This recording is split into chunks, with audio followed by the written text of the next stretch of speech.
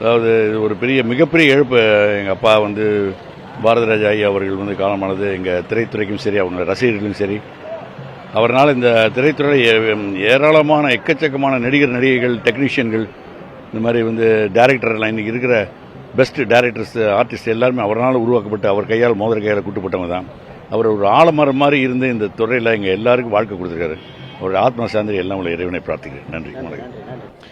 வணக்கம்.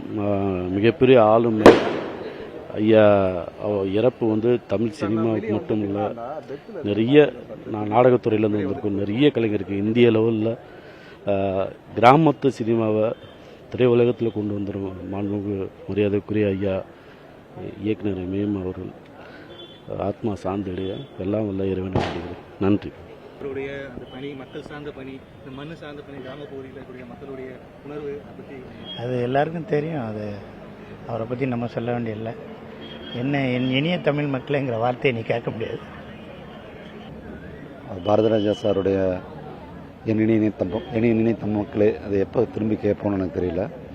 இன்றைக்கி ஆக்சுவலாக ஒரு திரையுலகத்தினுடைய மிகப்பெரிய இழப்பு.